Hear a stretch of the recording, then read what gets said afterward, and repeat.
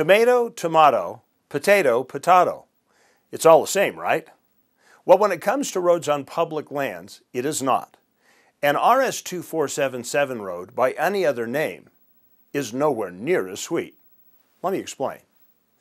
In the decade following the Civil War, the United States turned its attention to settling the vast territories of the West. In 1862, the Homestead Act was passed, allowing anyone, black or white, male or female, who had not taken up arms against the U.S. during the war, to cultivate up to 640 acres of land in exchange for ownership.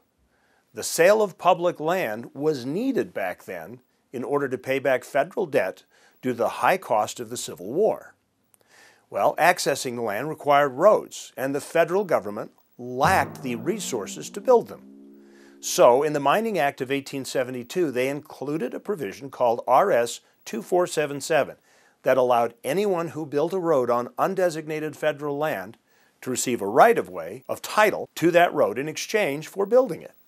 So in essence, when a state, a county, or a city built or blazed a road, route, or trail, they were given a property ownership right in exchange for having built it. That's how farm roads, cattle roads, mining and water access routes all came about. At the time, government held the position that all the land would eventually be sold or given away, so road building made sense, as it made land more usable and valuable. That all changed in 1976 with the passage of the Federal Lands Policy Management Act, or FLPMA, as it's more commonly known.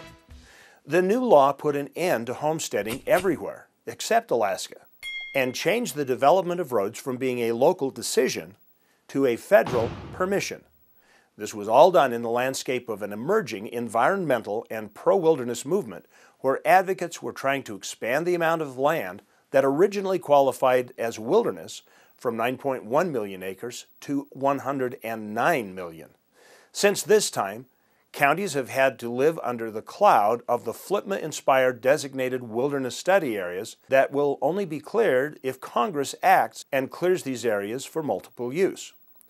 Roads would, for the most part, disqualify new lands for future wilderness protection. So, from October 21, 1976 forward, all new roads required a permit from the federal government. And these roads are known as Title V roads and are not designated permanent over time. They are significantly different than RS2477 roads, not in what they do or how they look, but in who owns them. You see, with an RS2477 road, it is owned by the entity that built it and has maintained it, and they will continue to own it and make decisions about its use and its upkeep until they finally officially abandon it. A Title V road is a permitted road which is exactly as it sounds, one that the federal government permits to be built and used, maintained, or improved. If for any reason they feel that the permitted use is no longer beneficial, they can close it at will, and a local community can't do anything about it.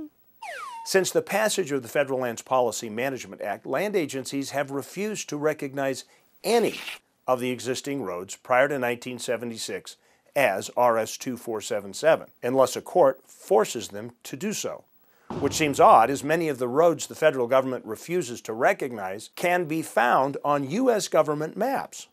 Some might ask, well, what difference does it make? Well, it makes a big difference in counties where federal land agencies control large portions of land, and thus major portions of a county transportation system.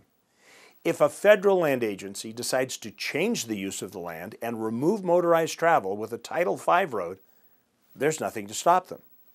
If, however, the road is a recognized RS2477 road, the federal government can't close the road since they didn't build it, maintain it, or own it. If you think this is a moot point, look at Kane County, Utah, who lost 40% of their transportation system when the Grand Staircase Escalante National Monument was created. Monument managers refused to recognize the county's rights-of-way under RS2477.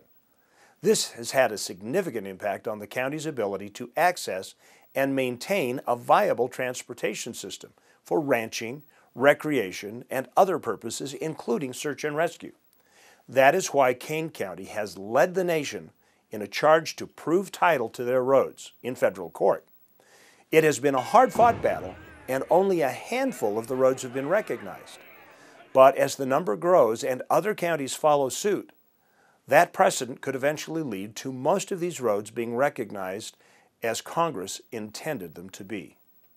So, name the road anything you want, but when the title belongs to the local community, it will always smell sweeter.